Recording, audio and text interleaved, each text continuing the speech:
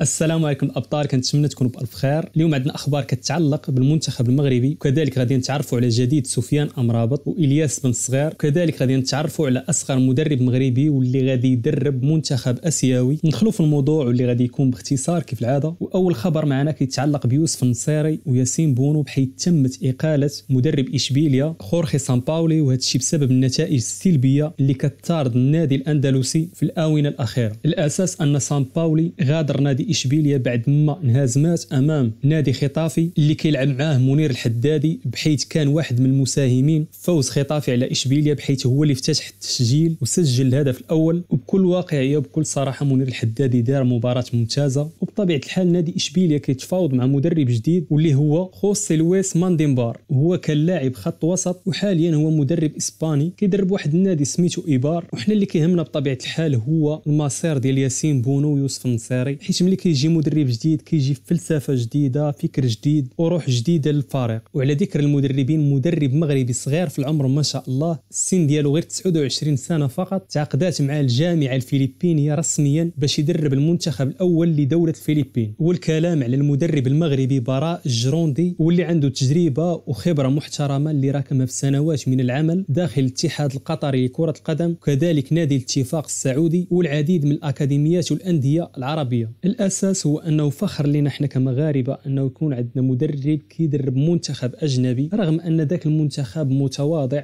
ندوزوا الاخبار اللي كتخص سفيان امرابط، واللي رجع للواجهه من جديد بعد ما حط عليه موقع كالشيو ميركاتو الغني عن التعريف واحد المقال، واللي اكدوا فيه ان نادي توتنهام الانجليزي يرجع من جديد للاهتمام باللاعب المغربي سفيان امرابط. وكذلك اكدوا على ان هذا الاهتمام باللاعب المغربي جاء تحت طلب المدرب أنطونيو كونتي، بحيث ان هذا المدرب مصر على التعاقد مع سفيان امرابط في الميركاتو الصيفي، حيث كيشوفوا ان اللاعب المغربي عنده القدره باش يحل المشكل اللي كيعاني منها النادي الانجليزي، بالضبط في خط وسط ميدان دفاعي. وللتذكير نادي توتنهام والمدرب كونتي ماشي اول مره كيحاولوا يتعاقدوا مع سفيان امرابط، حيت فايت حاولوا معاه جوج ديال المرات. والمره الاولى كانت في الميركاتو الشتوي ديال 2022، والمره الثانيه كانت في الميركاتو الشتوي الاخير ديال 2023. وكذلك اللاعب الايطالي الشهير جينارو كاتوزو رجع وهضر على اللاعب المغربي سفيان امرابط، وبالضبط على اذاعه راديو انشيو سبورت الايطاليه، وقال: ارى نفسي في امرابط الذي اثار حماسي في كاس العالم، لقد قدم مستوى لا يصدق عندما يبدو ميتا في الملعب، يحاول استرجاع طاقته واللعب بقتاليه، انه اكثر لاعب يشبهني. ومن ناحيه اخرى اللاعب تونالي لاعب الميلان بمثابه خليط بيني وبين بيرلو. اذا كان هذا هو الكلام ديال كاتوزو على امرابط، واللي مزيان بزاف واللي كيرفع من القيمه ديال اللاعب المغربي. على سبيل المثال بحال عز الدين أناحي في كاس العالم، امتى انتبهوا الناس للمهارات ديالو والقدرات ديالو، حتى هضر عليه المدرب الاسباني لويس انريكي. ديك الساعات توجهت ليه الانظار ديال الصحافه العالميه، وبحال هاد الخرجات الاعلاميه بحال الا كيكون فيهم تسويق للاعب المغربي بطريقه غير مباشره. والاساس انه الحدود الساعه كاينين 4 ديال الانديه واللي من المتوقع تنافس بعضياتها على الخدمات ديال سفيان امرابط، وهما برشلونه وتوتنهام وليفربول، وكذلك كاين احتمال كبير يدخل نادي باريس سان جيرمان. في نظركم فين هو النادي الانسب لسفيان امرابط؟ ندوزوا الاخبار اللي كتخص المنتخب المغربي، والبدايه غادي تكون مع الياس بن صغير، واللي بدا كيعطي اشارات على الارتباط ديالو بالمغرب، بحيث ان اللاعب نشر واحد الصوره على الحساب ديالو الرسمي على مواقع التواصل الاجتماعي وحط معها الرايه ديال المغرب. وحسب المحللين هذه كتعني اشاره على ان اللاعب مرتبط بالمغرب. غنبقاو مع المنتخب المغربي. جمال بالماضي مدرب المنتخب الجزائري دار واحد التصريح في الندوه الصحفيه اللي كتسبق مواجهه المنتخب الجزائري والمنتخب النيجر. هذه الندوه الصحفيه هضر فيها على المنتخب المغربي وقال: ارفع القبعه للاعبي المنتخب المغربي والطاقم الفني بقياده وليد الركراكي على ادائهم في المونديال، لهذا السبب قمت بالتصويت له، هنا كيقصد وليد الركراكي ولياسين بونو، في حفل جوائز فيفا، واريد ان اهنئ المنتخبات العربيه على مسارها في كاس العالم، والمغاربه قاموا بمونديال جيد جدا ويستحقون كل ما حدث لهم. اذا كان هذا هو كلام المدرب الجزائري جمال بالماضي على المنتخب المغربي، وبطبيعه الحال حتى احنا كمغاربه كنرفعوا ليه القبعه، وهو كيبقى مدرب محترم. اذا هادشي اللي كان معكم اخوكم محمد من قناه فوت فليكس. الا مازال ما انضميتش لعائله فوت فليكس رجع البوطونه كحله بيضاء وهانت معانا. صلوا على رسول الله واستودعكم الله الذي لا تضيع ودائعه، وتفاءلوا خيرا تجدوه.